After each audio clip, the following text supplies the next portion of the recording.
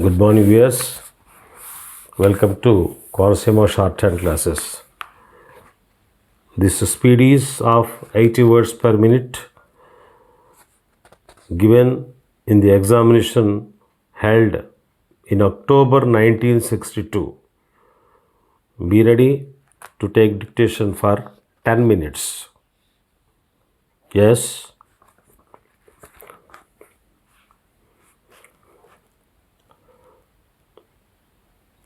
Ready, start. Fellow countrymen, the appointed day has come and India stands forth again after long slumber and struggle, awake, vital, free, and independent. The past clings on to us still in some measure, and we have to do much before we redeem the pledges we have so often taken. At the turning points is past, history begins anew for us, the history which we shall live and act, and others will write about. It is a fateful moment for us in India, for all Asia, and for the world. A new star rises, the star of freedom in the east. A new hope comes into being, a vision long cherished materializes. May the star never set and that hope never betrayed. We rejoice in that freedom even though clouds surround us and many of our people are sorrow stricken and difficult problems encompass us. But freedom brings responsibilities and burdens, and we have to face them in the spirit of free and disciplined people. On this day, our first thoughts go to the architect of this freedom, the father of our nation, who, embodying the old spirit of India, held aloft the torch of freedom and lighted up the darkness that surrounded us. We have often been unworthy followers of his and have strayed from his message, but not only we, but succeeding generations will remember this message and bear the imprint in their hearts of this great Son of India, magnificent in faith and strength and courage and humility. We shall never allow that torch of freedom to be blown out, however high the wind or stormy the tempest.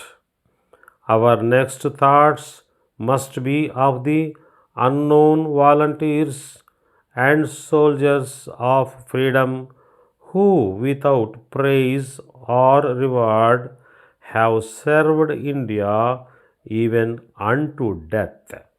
We think also of our brothers and sisters who have been cut off from us by political boundaries and who unhappily cannot share at present in the freedom that has come. They are of us and will remain of us, whatever may happen, and we shall be sharers in their good and ill fortune alike.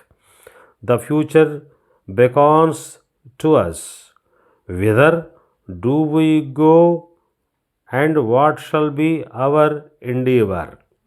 To bring freedom and opportunity to the common man, to the peasants and workers of India, to fight and end poverty and ignorance and disease, to build up a prosperous, democratic, and progressive nation, and to create social, economic, and political institutions which will ensure justice and fullness of life to every man and woman. We have hard work ahead. There is no resting for any one of us till we make all the people of India what destiny intended them to be.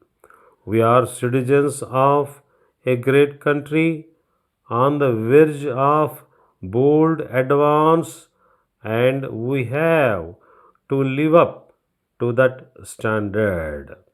All of us, to whatever religion we may belong, are equally children of India with equal rights, privileges, and obligations.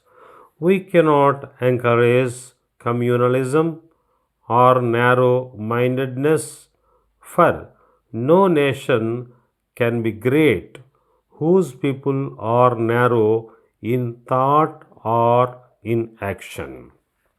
To the nations and peoples of the world, we send greetings and pledge ourselves to cooperate with them in furthering peace, freedom, and democracy.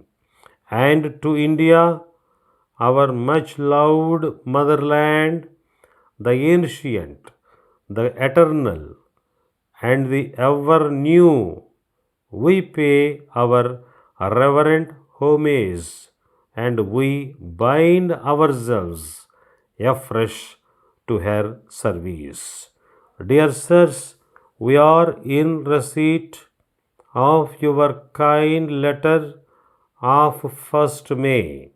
It is indeed a matter of regret to us that our negligence has given you reason to complain.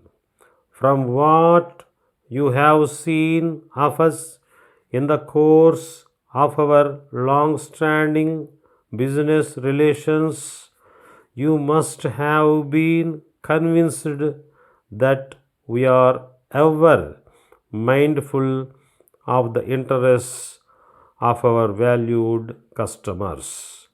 It is our duty, therefore, to clear up the charge of negligence rightly brought against us by you, if only to remove the blot on the fair name of our firm.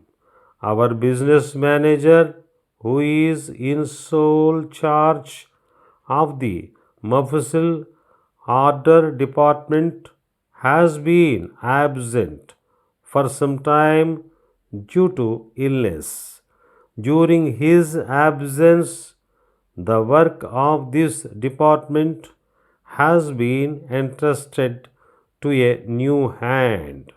As this is a particularly busy season, it is quite likely that some mistake might have occurred due to oversight. But we assure you that the negligence complained of was not deliberate. It was purely accidental, owing to circumstances over which we had no control. We would now request you to be good enough to send back the unapproved goods, debiting the cost of carriage to our account. If you would also kindly give us a list of the glassware which suffered breakage, we would be glad to replace the articles at our cost, hoping to be excused for the inconvenience caused. Yours very truly.